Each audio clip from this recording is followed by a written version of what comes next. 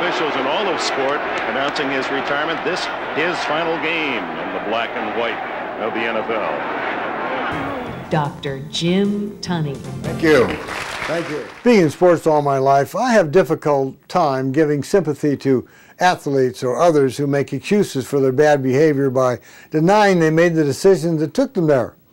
Alibi Ike, my father used to call them. You've heard the gamut. Well, everybody else was doing, or I didn't think anybody would find out. The number of cop-outs is endless, and each is a blind alley.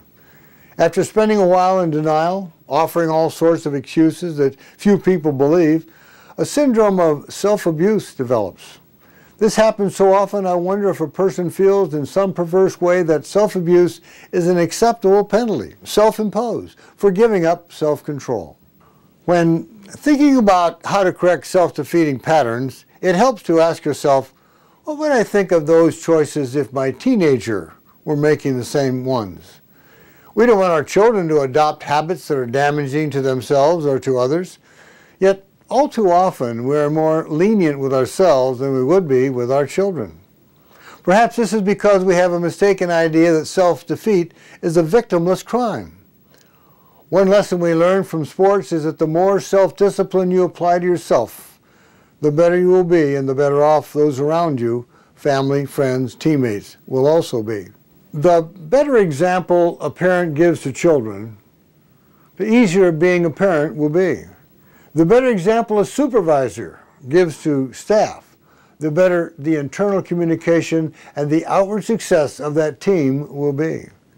The better each spouse tries to meet the give 100% rule, the more likely it is that both spouses will reflect the inspiration.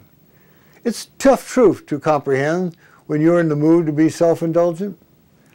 When self-indulgence wins over self-management, our perspective becomes increasingly narrow, inward, and loses sight of the big picture. Too often we miss seeing how small episodes of self-indulgence can add up to self-abuse. The erosion of our will and joy in life can be detrimental to the supportive people around us. Will you put self-discipline in your life every day?